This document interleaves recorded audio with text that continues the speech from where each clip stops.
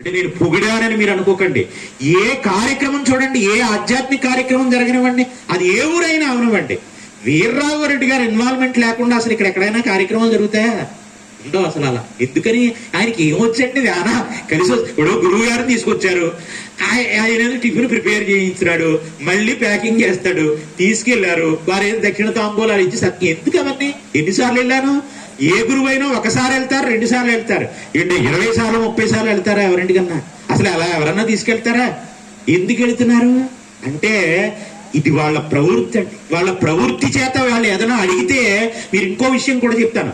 నేను విశాఖపట్నంలో 50 లక్షలు పెట్టి బెల్లంతో తయారు చేసిన గణపతి నా ఉత్సవ కమిటీ వాళ్ళు నన్ను ఆహ్వానం చేశారు. కొన్ని కారణాంతరాల చేత నేను విశాఖపట్నం వెళ్ళలేదు. వాళ్ళని ఇంకొకసారి వస్తానండి, నేను అంత దూరం రావట్లేదు ఈ సంవత్సరానికి. ఎందుకు మరి అక్కడికి వెళ్ళిన వాడిని ఇక్కడికి ఎందుకు వచ్చానో తెలుసా? నేను అంత ఇబ్బందిలోనే ఉన్నాను, ఎక్కడికి వెళ్లే పరిస్థితి కాదు, అయినా ఇక్కడికి వచ్చాను. ఎందుకో తెలుసా? ఇంకెవరైనా ఫోన్ చేస్తే రాను. ఎవరు ఫోన్ చేశారు? వీర్రాఘవరెడ్డి గారు. ఎందుకు అంత ఇష్టం మీకు అంటే, నేను ఒక వ్యక్తిని పొగుడడానికి ఈ మాటలన్నీ చెప్తున్నాను మీరు అనుకోకండి. నేను ఎందుకు ఈ విషయాన్ని ప్రస్తావన చేస్తున్నానంటే, ఎక్కడ భక్తి కార్యక్రమం జరగనివ్వండి, తనదైనటువంటి ముద్ర, తనదైనటువంటి సహాయము లేకుండా ఈ చుట్టుపక్కల ఎక్కడ ఏ ఆధ్యాత్మిక కార్యక్రమం జరగడం నేను చూడలేదు. అలాంటి సంస్కారం ఆయనదండి. నిజంగా ఇప్పుడు నిజంగా మీరు మనస్ఫూర్తిగా ఒకసారి గట్టిగా ఆయనకి చప్పట్లు కొట్టండి. ఎక్కడుండనివ్వండి. ఇవాళ నేను ఇక్కడికి వచ్చి పొగిడా అనుకోకండి. నేను చాలా చిన్న వయసులో ప్రసంగాలు మొదలెడితే నా ప్రసంగాలు ప్రారంభం చేసేది కూడా ఎవరో తెలుసా? ఆయన పొలమూరులో పెట్టించి ఒక 11 రోజుల పాటు దేవీ నవరాత్రుల 11 రోజుల పాటు నా చేత కార్యక్రమం చేయిస్తే ఇది ఇప్పుడు జరిగిన కార్యక్రమం కాదండి, ఎప్పుడో 12 ఏళ్ల క్రితం జరుగుతుంది. ఎప్పటి నుంచో అమ్మవారి సేవలో నేను అస్తమాను చెప్తుంటాను, ఉత్తమమైనటువంటి సత్సంగాలు చాలా ఉన్నాయి, కానీ ఉత్తములైన సంస్కారాలు మాత్రం కొంతమంది సత్సంగ సభ్యుల దగ్గర మాత్రమే కనపడతాయి. అలాంటి సంస్కారాలు ఉన్న వ్యక్తులలో మా వీర్రాఘవరెడ్డి గారు మొదటి వరుసలో ఉంటారనమాట. అలాంటి వ్యక్తులు పిలవడం చేత సరే, నాకు ఇంకెప్పుడు బాగా ఇష్టం ఏంటంటే సంపత్ వినాయక స్వామి వారి యూత్ కూడా అలాంటిదే. ఎంత గొప్ప మంచి కార్యక్రమాలు చేస్తారంటే, వీళ్ళకి నేను యూత్ అనడం కంటే వాళ్ళ ఆలోచనలన్నీ ఎలా ఉంటాయో తెలుసా అండి? చాలా పెద్ద వయసు ఉన్న వాళ్ళు, చాలా పరిణితి పొందిన వాళ్ళు ఎలా ఆలోచిస్తారో అలా ఆలోచించి ఇక్కడ కార్యక్రమాలు పెడతారు. మీరు చూడండి, హరికథ, బుర్రకథ ఈ రోజుల్లో ఎవరన్నా వినేవాళ్ళు, పెట్టేవాళ్ళు ఉన్నారా? అసలు అనపర్తిలో ఇన్ని చోట్ల కార్యక్రమాలు జరుగుతున్నాయి, ఎక్కడ గణపతి దగ్గర ఇలాంటి ఉత్సవాలు జరగట్లే. ఇక్కడ మాత్రమే ఎలాంటి కార్యక్రమాలు జరుగుతున్నాయి తెలుసా? భగవంతునికి సంబంధించిన కార్యక్రమాలు, భగవంతుని యొక్క నామస్మరణ, ఇవాళ ఈ ఆధ్యాత్మిక కార్యక్రమం, ఇలా అన్ని రకాల కార్యక్రమాలు పాత పడిపోయిన కళలన్నింటినీ తీసుకొచ్చి మళ్ళీ ఈ వేదిక మీద మీ అందరికీ కనుముందు తీసుకొస్తున్నారంటే నేను నిజంగా అభినందిస్తున్నాను వాళ్ళందరికీ ఆయురారోగ్య ఐశ్వర్యములు కలిగి ఇంకా ఇంకా ఇంకా వృద్ధిలోకి వచ్చి ప్రతి సంవత్సరం కంటే ఇంకా ఇంకా ఇంకా చూడండి, ఖైరతాబాద్ గణపతిని ఇంచి ఇంచి ఇంచి పెంచుతున్నట్టు ఇంతై వటుడు ఇంతై అని మనకు శ్లోకం చెప్తారే, ఆ చందాన వచ్చే సంవత్సరానికి ఇంకా మీకు అభివృద్ధి వచ్చి సంపత్ వినాయక స్వామి వారి యొక్క అనుగ్రహం చేత ఈ యూత్ వాళ్ళకే కాదు, ఈ కార్యక్రమాలకి హాజరవుతున్న ప్రతి ఒక్కళ్ళకి కూడా గణపతి యొక్క అనుగ్రహం చేత మీ అందరికీ అలాంటి సంపదలు సమకూరాలి మనస్ఫూర్తిగా కోరుకుంటూ, ఇవాళ నేను ఉపన్యాసం గణపతి గురించి మాట్లాడాలి కాబట్టి ఆ సత్సంగ సభ్యుల యొక్క సాంగత్యాన్ని భగవంతుణ్ణి కూడా అడిగి మనం ప్రతిరోజు కోరుకోవలసింది అలాంటి మహానుభావుల యొక్క స్నేహం కావాలని భగవంతుణ్ణి కోరుకోవాలి. సుమా నీ పాద కమల సేవయు నీ పాదార్చకులతోటి స్నేహము నితాంత అపారభూతదయు. ఎవరికైనా కష్టం వస్తే మన మనస్సు ఎలా ఉండాలి తెలుసా అండి? ఆ కష్టం నాకే వచ్చిందా అన్నంత బాధపడగలగాలట. నితాంత అపారభూతదయు తాపసమందార మాకు దయచెయ్యగదే అంటారు. అలాంటి మనస్థితిని పరమాత్మ మాకు అనుగ్రహించమని భగవంతుడికి నమస్కారం చేయాలన్నమాట.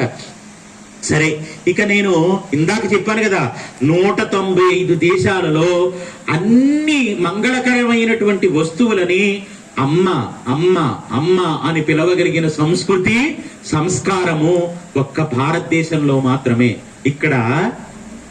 ఇక్కడ ఈ దేశంలో స్నానం చేసే నీటిని అమ్మా అని పిలుస్తారు. మీకు అర్థమవుతుందా? స్నానం చేసే నీటిని అమ్మ అని ఎలా పిలుస్తారు అంటే గంగమ్మ అని పిలుస్తున్నా లేదా? అంటే ఇప్పుడు నీటిని ఏమని పిలుస్తున్నావు? గంగా అని పిలిచి వదలరండి, గంగమ్మ అని పిలుస్తున్నారు. ఇంకొక మాట, చదువుకుంటున్న పుస్తకాన్ని అమ్మా అని పిలుస్తారు. ఏ చదువుకుంటున్న పుస్తకాన్ని అమ్మా అని పిలుస్తారు? భగవద్గీతని గీత అని వదిలిపెట్టరండి, గీతామాత అంటారు. మీకు అర్థమవుతుందా? ఇక్కడ పాలిస్తున్నటువంటి పశువుని కూడా అమ్మా అని పిలుస్తారు. ఏమని? గోమాత అని పిలుస్తారు. కన్న తల్లిని అమ్మ అని పిలవడం కాదట, పుస్తకాన్ని, గోవుని, స్నానం చేస్తున్న నీటిని, మీకు అర్థమవుతుందా? దేశమాతని, లోకంలో ఉన్న అన్ని మంగళకరమైనటువంటి వస్తువులని అమ్మ అమ్మ అమ్మ అని పిలిచే సంస్కారము ఒక్క నా భారతదేశానికి తప్ప ఇంకా ఎవ్వరికీ లేదని నేను చెప్పడం కాదు, చికాగోలో మొట్టమొదట ప్రసంగం చేసిన వివేకానంద స్వామి చెప్పాడు. ఇది నా భారతీయత అంటే, ఇది నా భారతదేశం అంటే. అందుకని అలాంటి దేశంలోంచి వచ్చాను కాబట్టి అమ్మా అని దేశాన్నంతటినీ చూడగలిగిన సంస్కారం నాది కాబట్టి ఈ ఎదురుగుండా కూర్చున్న వాళ్ళందరూ నాకెవరో తెలుసా? సోదరి సోదరీమణులారా అని ప్రారంభం చేశాడు ఆయన ఉపన్యాసం ప్రారంభం చేస్తే. ఇప్పుడు అమ్మ అందరికీ అమ్మ అయినప్పుడు ఇప్పుడు ఆ అమ్మ ఆ దేశంలో ఉన్న వాళ్ళందరూ మనకి ఏమవుతారు? ఇప్పుడు భారతదేశం నా మాతృభూమి, భారతీయులందరూ నా సహోదరులు. మనం ప్రతిజ్ఞ చేశాం కదండి. ఆ సంస్కారాన్ని అమెరికా వెళ్ళి చెప్పారండి. అంతవరకు కొన్ని దేశాల యొక్క మతాలకు సంబంధించినటువంటి వాళ్ళు ఉపన్యాసాలు చెప్తే కొట్టని చప్పట్లు వివేకానంద స్వామి మాట చెప్తే మొత్తం సభలో ఉన్న వాళ్ళందరూ పైకి లేచి చప్పట్లు కొట్టారు. భారతదేశానికి ఎంత గొప్ప సంస్కారం రా, ఎంత సంస్కృతిరా. లోకంలో ఆడదాన్ని చూస్తే అనుభవించడం తప్ప వేరో సంస్కారమే తెలియనటువంటి దేశాలు ఇన్ని దేశాలుంటే స్త్రీని ఎక్కడ చూసినా చెయ్యెత్తి అమ్మాని నమస్కరించగలిగిన సంస్కృతి సంస్కారము ఒక్క భారతదేశంలో పుట్టిన వాళ్ళకి మాత్రమే వస్తుందని సనాతన ధర్మాన్ని చాటి చెప్పినటువంటి వివేకానంద స్వామి వారి యొక్క వ్యాఖ్యానాలు మనకి స్ఫూర్తిదాయకాలు సుమా. అంత గొప్ప అమ్మ. అందుకేనండి గణపతికి యొక్క గొప్పతనం చెప్పాలంటే ముందు అసలు అమ్మ గురించి చెప్పకుండా గణపతి గొప్పతనం బయటికి రా. ఎందుకని? గణపతి ఎక్కడి నుంచి వచ్చాడు చెప్పండి? అమ్మవారు ఒంటికి రాసుకుంటున్నటువంటి పసుపులో నుంచి. గణపతి పుట్టుక ఎలా పుట్టారండి? మామూలుగా మళ్ళా ఒక తల్లిదండ్రులు